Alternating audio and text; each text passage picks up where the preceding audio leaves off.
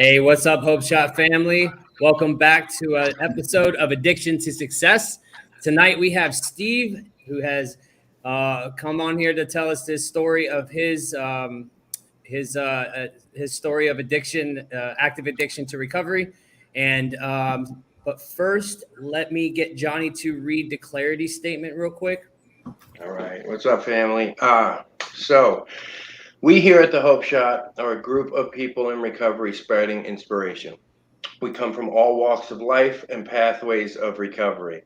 Our verbiage may be different, but we all have one thing in common: recovery as a lifestyle. We support all pathways of recovery. It doesn't matter how you get from A to Z, just get there. Thank you for being a part of our family. Hey, thanks a lot, Johnny. Hey, guys, if you're jumping on, say what's up to us. Also, if you guys could share this live video, you never know who this might help. And I'm going to give it over to Johnny, and he's going to introduce our Steve. All right. What's up, family? Again. All right. So let me start with Steve. Steve came into my life, I would say, almost 10 years ago. So 2012, I made my way from Newport Richie, strung out, and I wound up in a treatment center that he was working at. And that's kind of where I got close to him. And this was in the beginning of my journey. And Steve has been there for me from day one, man. He really has. I mean, before I even met any other people in Ocala, he was one of the first guys, because I spent my first 7 months in the treatment center. And I got to know him there. I moved on in my journey, and like most of you know, have heard my story. I didn't stay sober initially. For about a year and a half, I did, and then I faded through the cracks. I stopped doing what was required to stay sober, and I went back out. And when I did, he was still there, supporting me, rooting me to come back, to get my stuff together. And he's taught me many things, man. He really has. He's been not only a mentor to me from day one, but he's been, as I grew up in this thing, he's been a colleague of mine, a mentor, a brother, and a friend, man. And he's taught me and my wife a lot of stuff, the importance of doing service in the community. It's unbelievable the stuff this guy has done in the community, in our community here, with recovery. And he's also a professional in this industry. But like I said, he's my brother. He's one of my closest friends, and I love him to death. So I'm going to let him tell you his story. Hey. Thanks, Johnny and Justin, for having me. I don't know, like, this live stuff, so bear with me. Big Steve, what's up? No, you told me not to do that, but I did it anyway. So I mean, in all seriousness, like, where I started is not unlike anybody else's story. It was different times, different substances, and a whole bunch of freaking alcohol. I mean, it all started with, I was telling Justin before we got on that there was stuff that I was doing way before I even picked up and used. And what I was really doing is hurting other people as well as myself and my family, the people I say I loved. People have tried to intervene in my life at an early age of like 8, 9 years old, because I was out of control. And,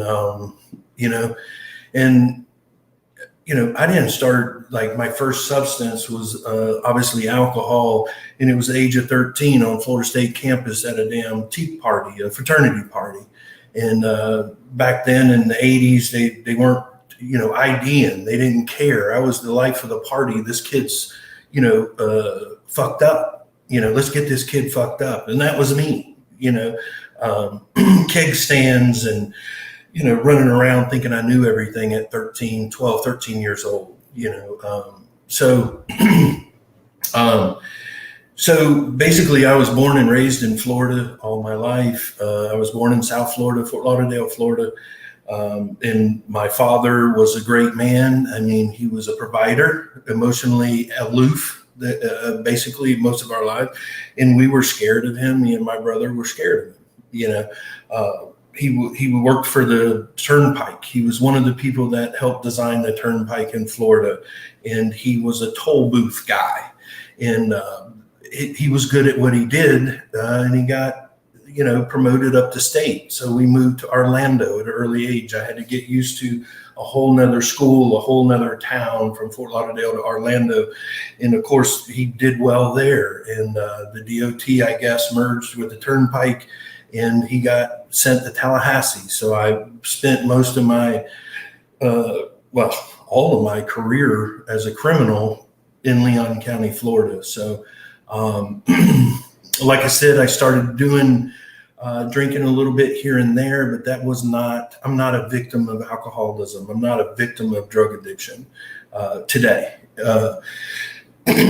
I've committed going out, sneaking out, stealing cars, or sneaking cars out, stealing cars, and then breaking into stuff and taking what I thought was cool, hanging out with the crowd I chose. And I tried to fit in all my life, and I fit in with some people that weren't so genuine, I should say.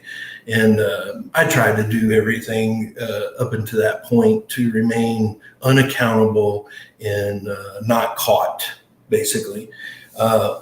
So love you too, Donna, very much. I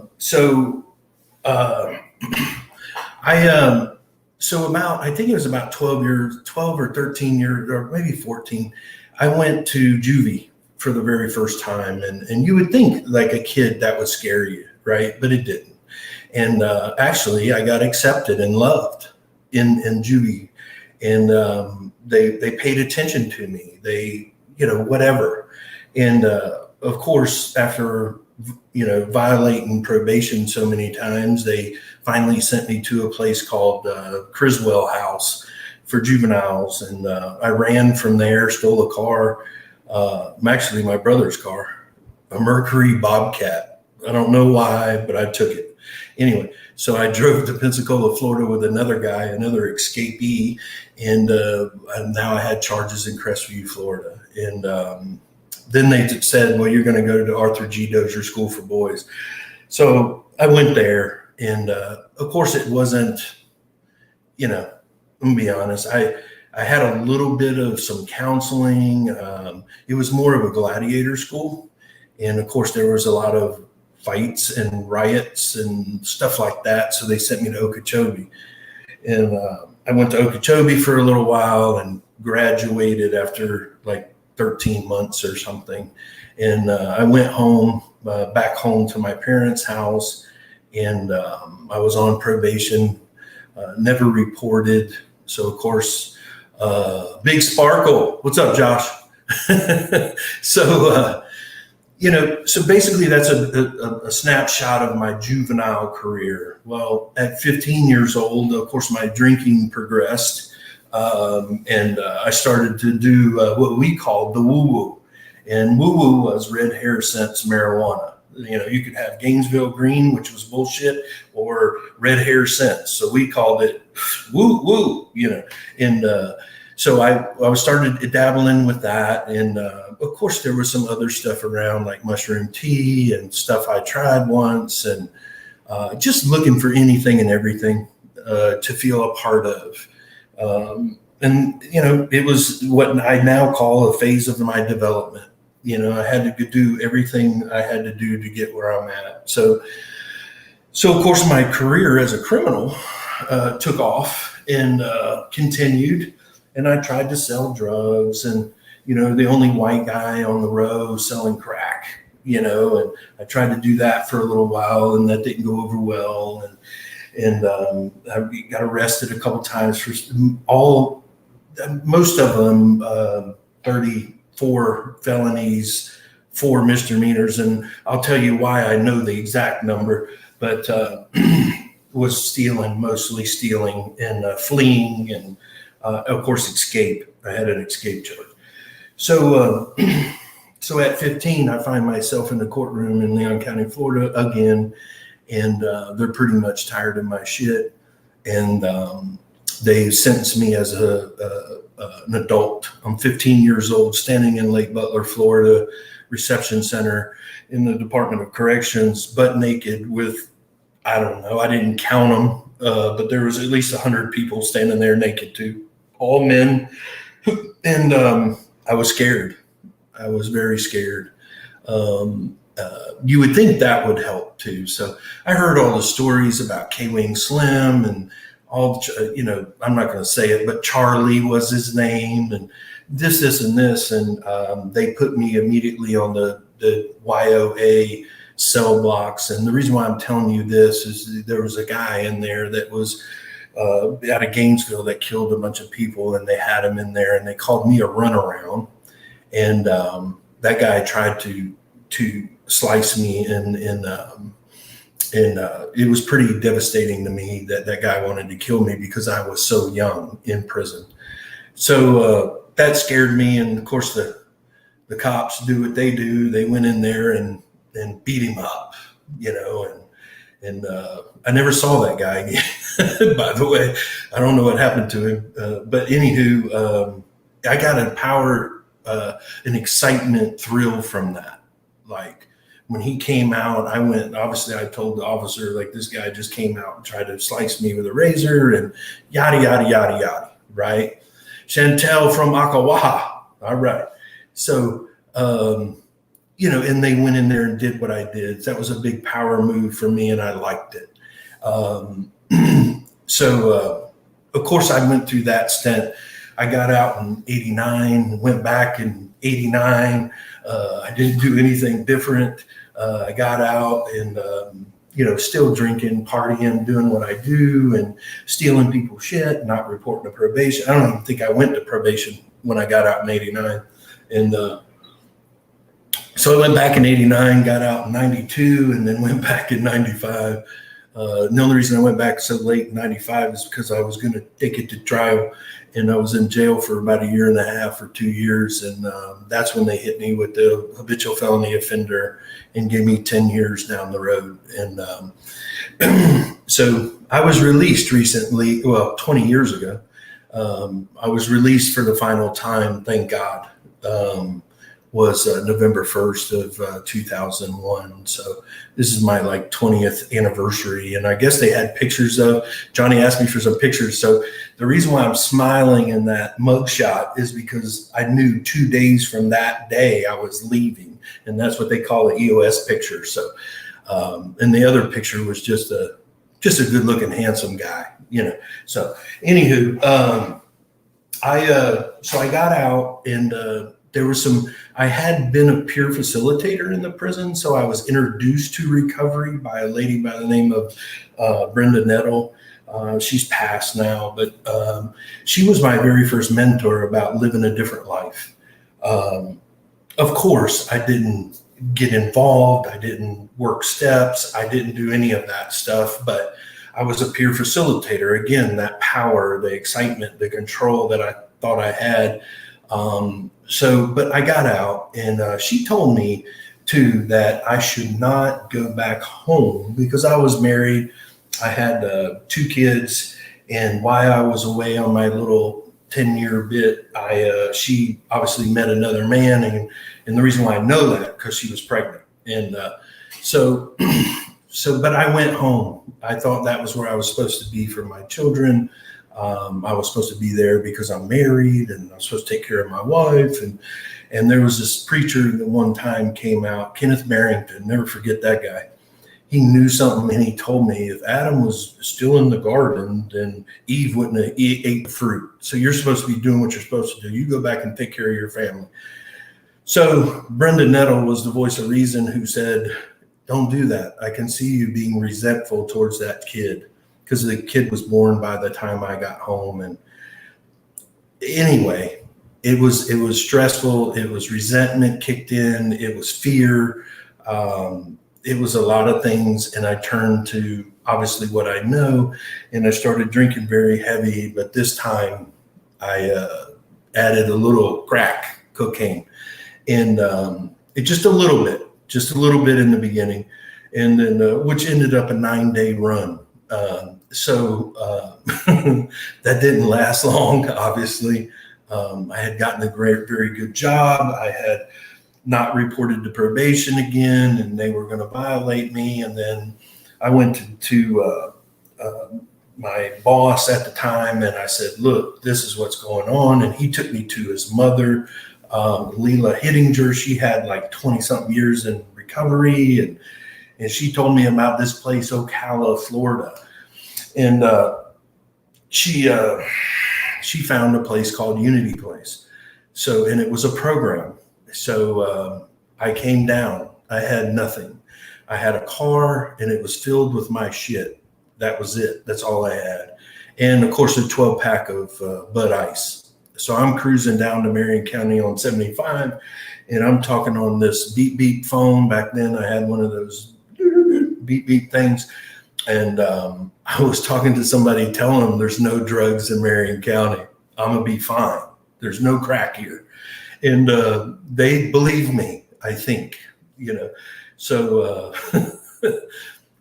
the story goes on, right? And I got here, and, a couple of weeks later, there I was. It's a shame. It was on Martin Luther King Boulevard, right? Any city you go to. But that's where I found it. And again, 9 days later, my stuff was out on the porch. And the girl that I had met and took hostage, I would say, went and picked it up, and we moved in together, and, the story went on. So I started a business, 2 businesses in this time. One was a mobile detail business, and then one was a janitorial business. And the janitorial business really took off. So when it took off, yes, I had a car, Brianna. And when it took off, again, the power, excitement, and control, that's my gig, man. And it was very lucrative. It killed me. I wouldn't say it's a successful business because I'd still have it today. But it was cleaning floors in Winn-Dixie stores. And at one contract, one store became 4 stores. 4 stores became the 8. There was 9 here in Ocala at the time. And then it was Gainesville, and then it was Jacksonville, and then it was Tampa, and then it was Tallahassee and Lake City. And I mean, it just started like wildfire. And I loved it. I loved it. I loved not being home. I loved all that stuff. But in the meantime, I was going out, doing my thing. So I smoked crack in Ocala, Gainesville, Tampa, Jacksonville, Lake City, Live Oak, Tallahassee. I mean, all those, it gave me more of an opportunity. And I'd like to kill myself. In 4 years, I'd like to kill myself. So, and it was always 9-day runs. I don't know what the 9-day thing was about, but it was always 9 days I'd surface again. And so what happened was I got a DUI. I got pulled over a week before, and the cop says, if you can't get nobody here to come get you, then we're going to arrest you and take you to jail. So I was on the phone. It's like 2:30 in the morning. I had somebody come get me, and he let me go. A week later, I get pulled over again. It was August 4th of 2006. I remember that because I was in the sports bar watching the Gators win the national championship basketball. And crazy. And I'm not even a Gator fan, right? Anywho, it was a reason. So I got these bags of dope rolled up in my car. I became a pot dealer, and and the cop pulled me over, and obviously I went to jail and got out, and kept drinking, kept 9-day things. I kept doing these 9-day things. They were becoming closer and closer together. I used crack like twice in 1 week, and it scared the shit out of me, to be honest. And I was on probation again, a year for DUI. And So I went home. I thought it'd be a good. I bought a new car, and I thought it'd be a good idea to go back to Tallahassee to see my mother and show her how good I'm doing. And it's funny, she's on one exit in Tallahassee, and I went right by it. I ended up in one of those houses with has no plumbing and no lights in it. And I was there for 9 days again, right?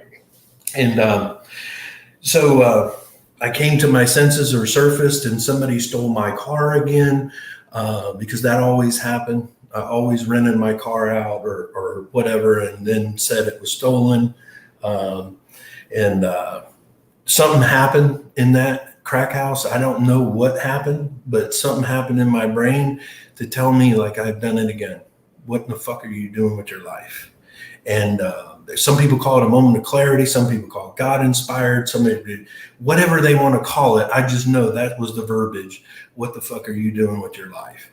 And so I called the police, the Tallahassee Police Department, and said somebody stole my car again. And they came and got me, right? And not from the house. Of course, I wouldn't let them know where that's at. But they took me to the city limits. And I walked from the city limits to my ex-wife's house, who now was my ex-wife. And she answers the door, and she goes, what? She didn't even know I was in town. And she goes, well, what are you doing? I said, I just need to crash. So I basically detoxed on her couch. And I mean, I was throwing up shit. God, it was nasty. I'll spare you. But that time was just the worst detox. And I work in the industry, and people say there's no detox from cocaine. That's bullshit to me. So anywho, I was throwing up stuff, couldn't hold nothing down for days. And about the 6th or 7th day, I was up again. I was feeling better. I was eating. And then I had to go back to Ocala. I had to go back. So I called the girlfriend, and she came and got me in a rental car because my car was stolen again. And it was the longest 2-hour drive that I've ever had in my life. It was silence, and then it was you motherfucker. And then there was me saying, I'm a son of a bitch. I know it, and I'm agreeing with her so she'd shut up, but she kept going. Then there'd be silence again. But the only good idea that we could come up with as a collaboration was me going to probation and telling them the truth. And so, of course, I told her to take me to Walmart. And we went to Walmart, and I got 3 white boxers, 3 white T-shirts, 3 socks, and a can of Copenhagen, of course, right? And we went to her office, and she saw me. It was 8:15 in the morning, and she said, come in, what's going on? And I told her, I need to go to jail. I can't stop. And her name is Kara Fairbrother. Never forget her. It's the only probation I was ever honest with, probation officer. Also, it was the only one that said, you know what, you probably need treatment. And thank God for her. And I'm very grateful for that lady. So she said, wait out in the lobby. So, of course, my mind, I'm getting better already. And I went out in the lobby, and I took a big old dip because the sheriff's coming. I got my whites all tied up, ready to go to jail, because you don't get no underwear in jail. If you haven't been to jail, you won't understand that. But anyway, so the sheriff didn't come. She came out. She said, Steve, come on. So I went back in her office, and she set me an appointment for treatment at the Centers in Ocala, Florida. And I didn't even know what the Centers was. Hell, it's on 60th Avenue. It's like way out of town. I didn't even know where it was. So I went out there, and she told me to be there by 10 a.m. So I did. And this lady, Darlene, she was so bitter and rigid. And, she was just mean. And I went out there, but I my girl drove me from the probation offices to the Centers. And when I got there, she said, come on in. And so I got my girlfriend and her, and here we go with the questions, right? She says, hey, do you use alcohol? And I said, well, a couple times a week, alcoholic. And she wrote down alcoholic. And I'm like, okay, she's right? I can't deny it. And then she goes, do you use marijuana? I said, well, sometimes. And she goes, addict, what the fuck? And then she says, cocaine. Do you use any cocaine? And I'm like, this girl's sitting there quiet, right? And I said, well, the last time I used, she goes, crackhead. And I was like, what the fuck is this? What the fuck? And you know what she was doing? I found out later, or I think I found out, it was confirmed, is that she was trying to find me indigent. And I mean indigent physically, mentally, socially, and spiritually. She was trying to get me to see that I was done. I was indigent. And she was trying to get me into that program so she could help me. And I'm very grateful for that lady. I don't know where she's at now. I've tried to get a hold of her years later and never did. She doesn't work there anymore. So I went into that program. Of course, I got violated because the probation officer came over. She told me to come back at 8. Sharon Chauncey told me to come back at 8 o'clock in the morning, which I did. And I came in sober because she told me to. And I just believed that that's where I was supposed to be. And I didn't believe shit. My ass was on fire and I went there. That's the truth. And I walked in that place with no car, just a glad bag full of luggage or full of clothes. And that's all I had left. And so I stayed there about 5.5 months. It was probably the first 2 months of me in residential treatment was not cool at all. I was not happy with who I was. I wasn't happy with the people that were there. All kinds of shit. Brianna, there went the car. Yeah, they found it somewhere. I don't know. But anywho, I learned a lot in that program. And it just kind of, that program still sits near and dear to my heart. I left. I got there on October 17th of 2006. My sobriety date is October 9th, 2006. So I got there and admitted the 17th of that month, and I left on the 26th of March. And and when I left, they did this coin out thing, and it was pretty cool of all the people that came to that, staff included, administration, nursing, medical. It was so cool that I left. And my first meeting, they told me to go to a meeting in the first 24 hours, and which I did. And it was good. I got connected. I worked the steps. I told my 5th step on Christmas Day of 06. Never forget that. Changed my life. The 5th step changed my life. And I wasn't grading my own paper anymore. And I started feeling conscious again. And I was walking in the hand with the Spirit. I believe that totally today. And then I left there and went back to my job to make an amend. I was working I was working at a car wash in town. And I went to make an amends to that business. And the guy told me, me and Johnny were talking about that yesterday. So I went to make an amends because I stole a lot of money throughout the years I was working there. And I told him that I needed to pay it back. And he said, don't worry about it, Steve. And by the time I left that office, I found out that he had carried me on his payroll, continued so I can still have insurance because he knew I went to treatment. He just didn't know where. He just knew I went.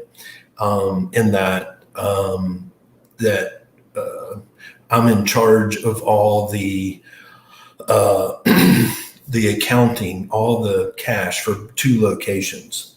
So I went in there to tell him I stole from him, which I did. I brought $50 is all I had at the time. So I was going to give him $50 to start the payment process. So God knows how much I stole, but I put a number on it. And I walked out of there with a managerial position over sales and the cash registers and insurance that I never knew I had. So years later, I figured I'm sure glad I didn't utilize my insurance, and I went to that state-funded facility. That state-funded facility helped save my life. And I'm not talking bad about people that take insurance at all. I'm just saying I needed exactly what I got there, period.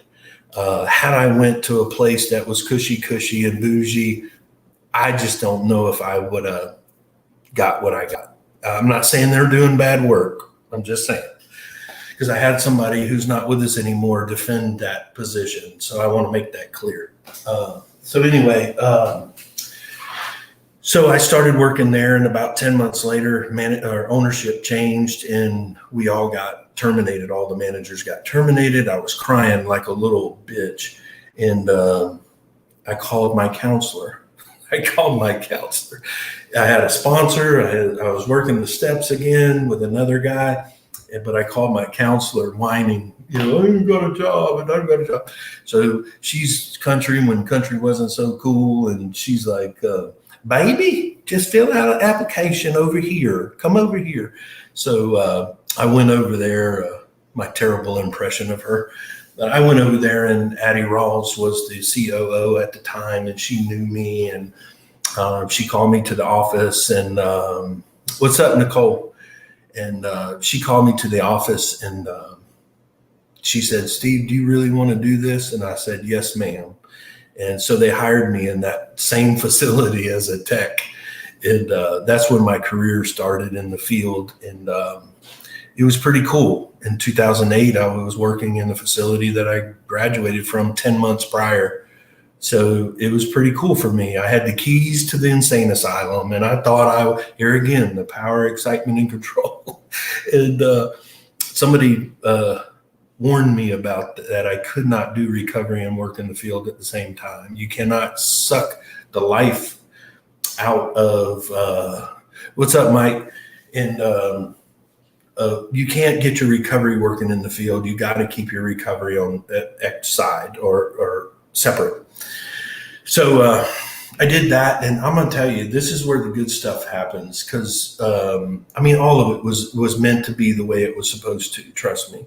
I don't think if I don't regret none of it. I don't regret shit from my past. 17 years and 9 months incarcerated in the state of Florida. I'm 51 now. I just don't regret none of it. I really don't, because all of it became somebody else's guidelines to recovery. That's exactly what my story's about, just as well as everybody's here's probably.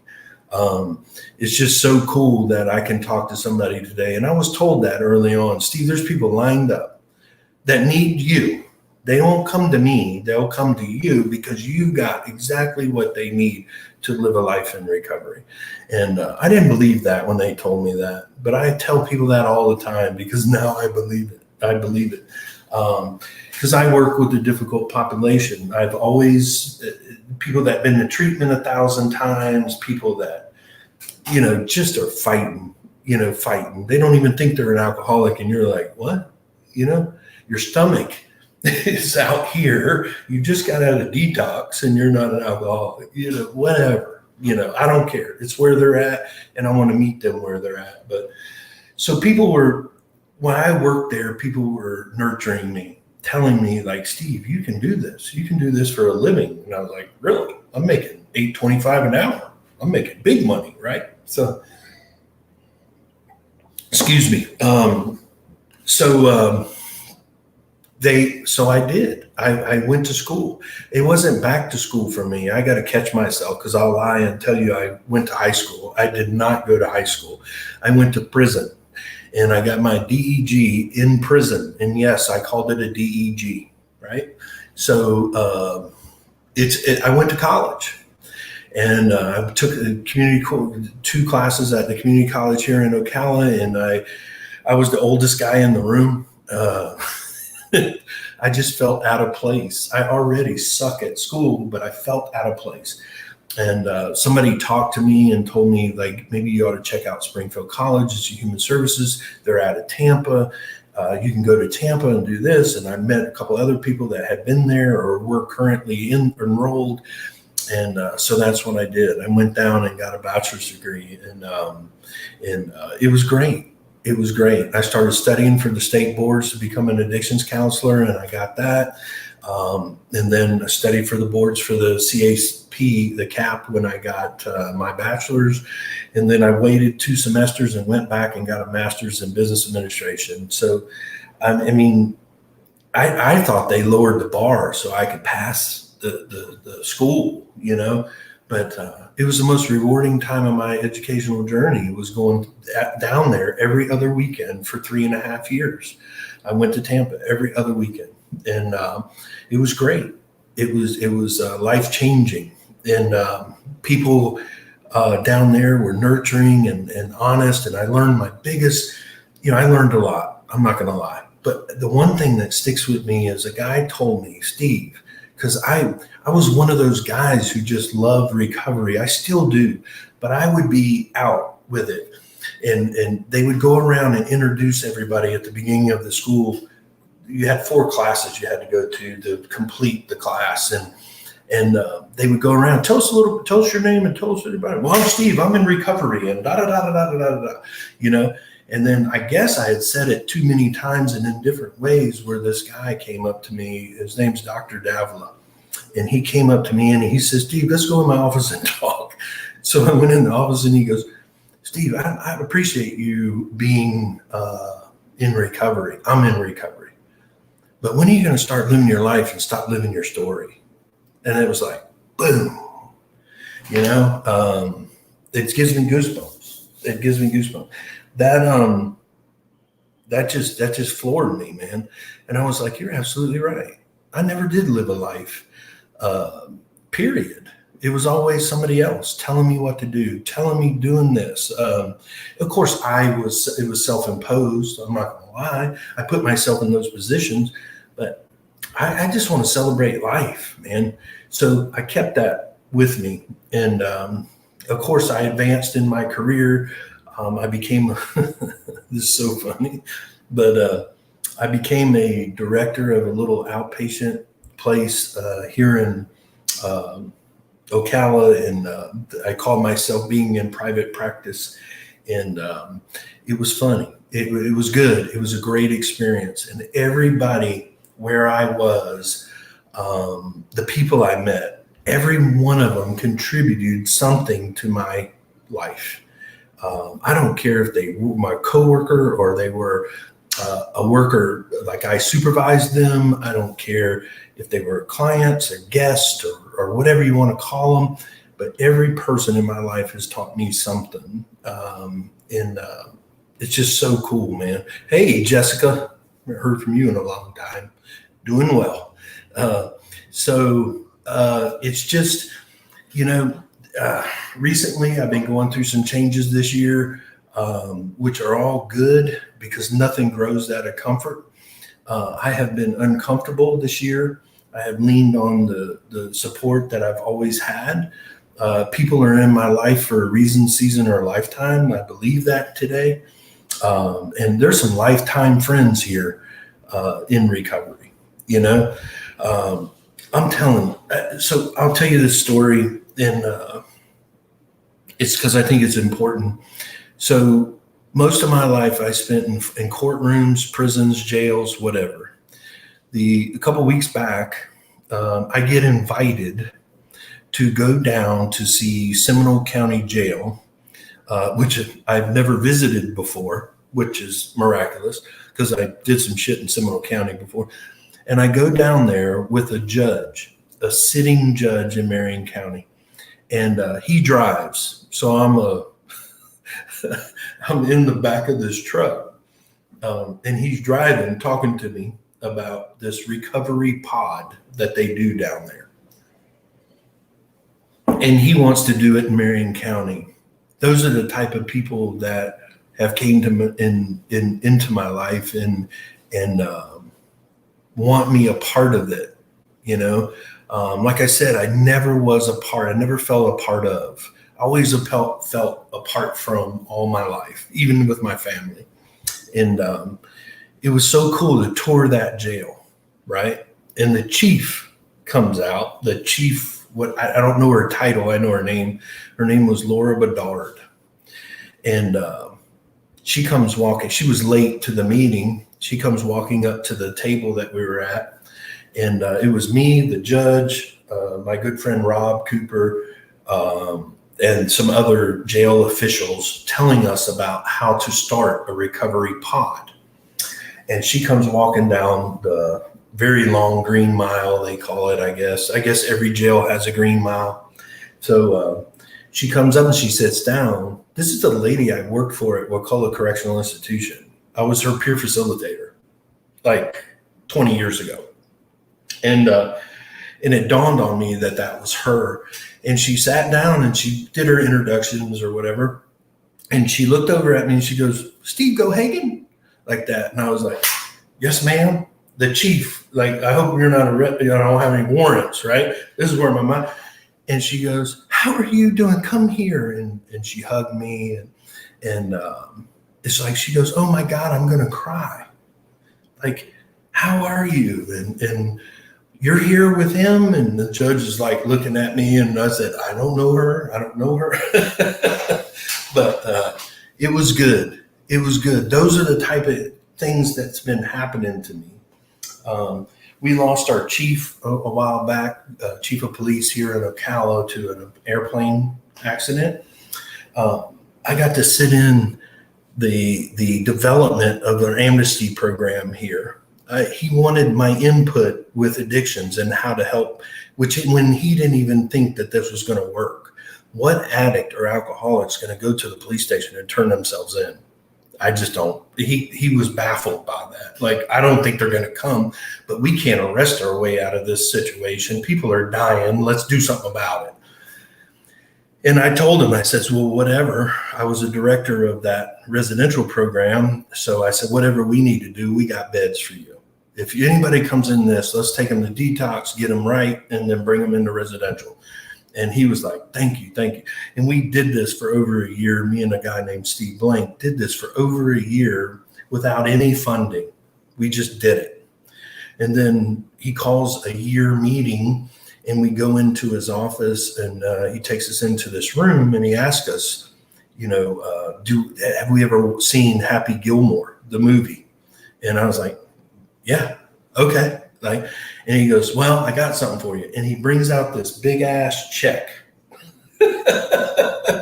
And he took money out of the forfeiture funds from all the drug deals and stuff and gave it to us for treatment for people. It's just crazy. I feel like crying because I miss that guy so much. And he was the chief of police. Here I am, a guy that started when I was 12, my first charge ever, B&E. That's back when they called it B&E. And I'm sitting in the chief of police office, and he's giving us money to treat people. It's amazing. It's amazing to me. It's crazy. And out of that spurned the Calorie Recovery Fest, And the Calorie Recovery Fest is a community event that happens annually. And I was a founder. Among me and 3 other people founded this event. In the first year, there was 500 people. Second year, 800. Third year, over 1,000 showing up. Fourth year, COVID. Fifth year, over 1,500 people came to that event. And all of it was sponsored. No money from no grant, no money from no one. It was all sponsored by word of mouth and relationships that I had built in this thing called recovery. I just went up and asked people, "Hey man, we need $2,500 for this." "Okay, here you go." And that's how it all started. Recovery to me is so much more than what I think it is sometimes. And if people struggle, call me. Hit the Hope Shop. We will get in contact with you. We will help you get where you need to go. The one gift that somebody told me 2 days ago, Rob, he told me, "The gift you have is getting people where they need to be." And I believe that. So if somebody's struggling, some loved one struggling, I don't care if it's not even traditional treatment. I'm starting to find out that uh, I'm starting to find out that people don't respond to traditional treatment. And I could sit and run down everything to you because that's what I went to school for and that's what I do. However, wherever you are and no matter what you're doing, there's people here that love you no matter what. And there's nothing you can do about it. So I always tell my people, stop trying because I'm still going to love you. You're an idiot, but stop doing this, right? But I'm telling you, my story is not it's not unlike anybody else's story. It's really not. It's a redemption story. And I've learned over the years, 15 years sober this year, and I've learned over the years that not everybody likes a redemption story. I get that. But you know what? I'm sure not the guy I used to be, and I'm not the guy I want to be yet, but I'm damn sure not the guy I used to be in that picture. And had any one of them that, I always say this when I speak, it's had any one of them, those people that have been in my life up until this today, even you guys, had not been there when I was needing help the worst, or when I was not needing help and I was in recovery, had any one of those people not been precisely at that moment where they were, I don't know where I'd be. My whole life is built on relationships, and that's fucked up to me. That my first healthy relationship I ever had was a sponsor in the rooms of Alcoholics Anonymous. That's where it all started. And I'm not selling AA. AA damn sure don't need a salesman. I'm just saying this recovery thing is better than I deserve. And when people ask me from day to day, how you doing, Steve? Steve, Big Steve, whatever. And what you doing, man? I said, better than I deserve, man. And it's so funny that the people that say, oh, Steve, you deserve better, they don't understand. And I'm okay with that.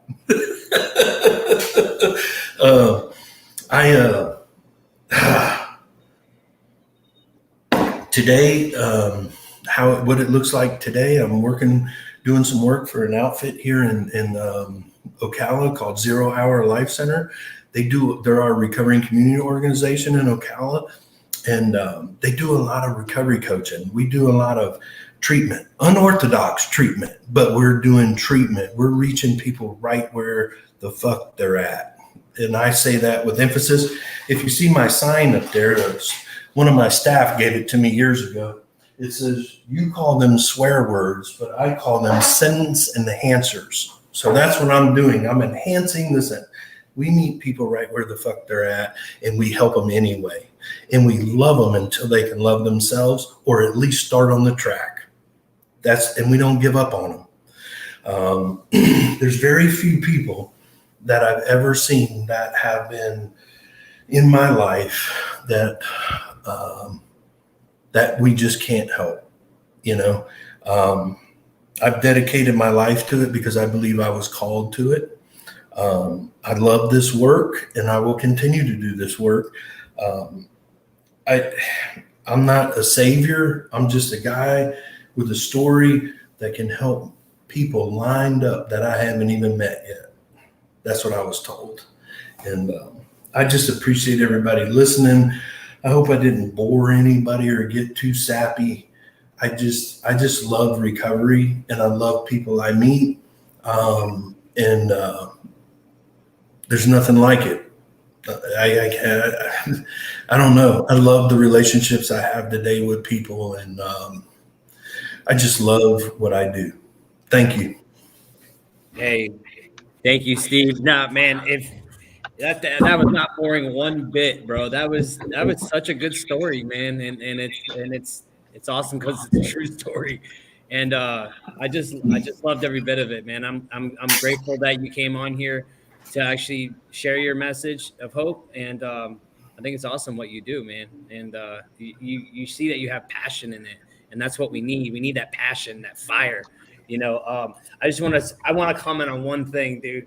And I just wrote one thing down. It's what you said about people contributing to your life. You know, all the people, everybody that is placed in your life along the way. And you just said it again, that if those people weren't put at that exact moment, you wouldn't be here, you know, and that's the truth. Like, it's like a glitch in the matrix almost, you know. It's like, or if you go back to the future and you screw up one time, you know, on that one little thing, it screws up the whole timeline, you know. And it's so true, man. Like, and now today, like, I have people that contribute in my life as well. They're not takers. They're not taking from me. I'm Right. not giving them anything. I'm not letting them, you know. It's like I have a bunch of people that contributing to my recovery, to my well-being, you know, and I think it's awesome. So, Johnny, if you want to say a few things, and I got some comments, man, I want to read. Cool, yeah. Yeah, brother. You always kill it, man. I love to hear your story. I was, we were both muted, but I was like, I fucking got choked up, man. And I looked back at Lisa, and she was too, man, because, like, I am a prodigy of you, bro. I really am. You taught me this thing, man. Yeah, I followed people. I tell people on here all the time, like, surround yourself with people who do this stuff in real life.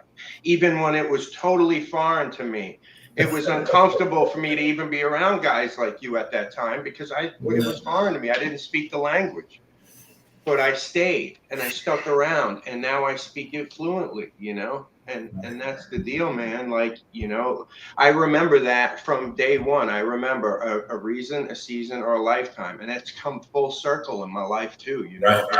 It's unbelievable, man, the stuff we get to do. And that's what I was saying to her, like, everything that I've gotten, because a lot of the stuff that you shared is the stuff that's present in my life today, because God placed you strategically in my path also, man. And I'm grateful for you, bro. Absolutely.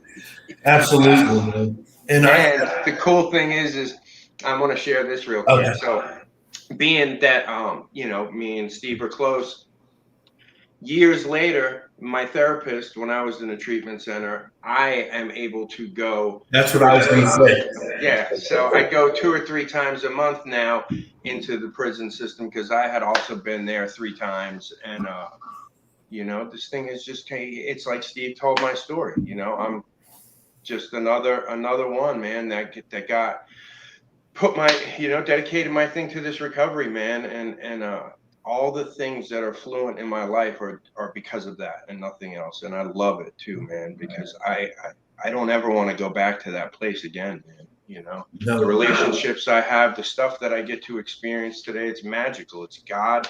It's whatever you want to call it, but it is all due to recovery. So. Right. And I was going to say the same thing. I forgot to mention that. Like, I've been a volunteer in the Department of Corrections for 12 years. You know what I mean? It's like so cool. At first, it was nostalgic, right? I'm in prison and I get to leave, and all of that stuff, right? Sounds like someone. But once that wore off, they called me sir. Did you hear that? The officer called me sir. Once I got through all of that, and then I saw the need. I was like, what the fuck, man? Was I this lost sitting in prison and these volunteers were coming in? Was I this fucking lost? And I love it. I love it. I've been going out there for 12 years and now I'm going to another prison that's further away. So, and they always thank us, the guards or the warden or whoever, they always thank us. Like, they're spending a lot of money on gas. And that was the last time I was out there. The Mr. Reed was saying, they're spending a lot of money on, you should be grateful that they're coming and all this stuff. And I'm like, dude, you guys help me more than fucking I'm helping you. Yeah. You know what I mean? I just want y'all to get recovery and get connected, because the whole antidote to recovery or addiction is connection, and it's just like, it's so cool to go to the department. They call us, Johnny, they call us. Hey, would you guys like to come in and do a workshop with our guys? Amazing. And I'm like, I'm down. 108, 111. I'm down. Yes. Yeah, that's awesome. Yeah. Yeah, it's like nowadays we're those yes people. You don't turn down an opportunity. You know what I mean? You don't turn down an opportunity. You say yes. Even sometimes you want to, but it gets full, man. You ain't got no more helpings on there, you know. Yeah. You still do it. You figure it out, man. When opportunity arises, you just go, you know. What if one of the people early on, that lady Darlene that did my assessment, what if she said she didn't have time to do it? Or you aren't a crackhead. Yeah. What indigent, you know? Yeah. What if that probation officer said, "Fuck you, you're going to jail"? Yeah. Right. Yeah. Exactly. So Steve, you got a lot of love on here from your people, man. You know, we got Jim, and he said, "Thanks, Steve. I needed to hear this tonight." Jim. And then we got Donna that says, "That's why we keep coming." Gina, I'm sure you know all these people. Beautiful message. We do recover. You got Miller Boys says good stuff. Love you. You too, Johnny. Jami. Yeah. We got Naomi. She says, yes, Steve. Yes, love them where they are at, where they or we are at. And then let's see, we got Missy Thang. I love her comment. It's emphasize this sentence. You fucking rock, Steve. And exactly what you did tonight, man. You rocked it, dude. Dude, I really enjoyed it. Like, you know, there's not a lot of times that I do enjoy stories, but like things that wow me, you know what I mean? That was a wowzer. and me and Justin, we ran together, so I was a wowzer for him. Yeah. Nate Man said fire. Let's see who else we got. We got Jessica. Jessica says, so grateful for you. Thank you for helping me help myself. I love that. Most importantly, that's the shit I love. And people coming back in my life and telling me thank you. I don't need a thank you, but I'm just saying that makes my heart like great. Yeah. Affirmations, man. We need affirmations, you know. It helps us along the way. Misty says, Steve, I remember you running that Soapy. Slamming cars bumper to bumper. Now look at you. Mr. Soapy, huh? Soapy. The car wash. Yeah. Misty probably remembers me getting in the cash a little bit too. You both do have the same story, yo. Johnny's car wash and your car wash. It was the same car wash too. Was it? Yeah. Soapy's. Yeah. That's awesome. And then we got Linda. She says, I'm a parent of substance abuse addict in recovery 2 years. Love hearing this. Awesome story. Would love to have you speak or give parents hope at our meetings. Well, anytime. If you want, you can message us on the Hope Shot, and we will get you in touch with Steve. Yep. And then we got Wade that says, I remember you, Steve, at Cats. I don't know what Cats are. Yeah. It's right next to dog. All right, that's it for tonight. Thank you again so much, Steve, for coming on here and sharing your story, man. It was truly awesome, man. Love you guys, man. Thank you, and there's nothing you can do about it. we heard. Hey guys, love you. This Sunday we're going to be having our topics. This Sunday 8 p.m. I'll put a link up after this that you guys can hit a reminder. That way you know we're live and you can hit going. You want to tell them about Thanksgiving, Justin? I'm on it, Johnny. Thanksgiving, the Sunday after Thanksgiving. We usually do our topics on Sundays, but we want to switch it up for Thanksgiving since it's the time of the season to be thankful for things. So we want to do a gratitude meeting, and we want everybody that is on our Hope Shot. We're going to put an event up. We want you guys to join us. We're going to do it on Zoom. We're going to have a link. We want everybody to come on and just share your gratitude with us, man. And we would want as many people as we can, as Zoom will let us anyways.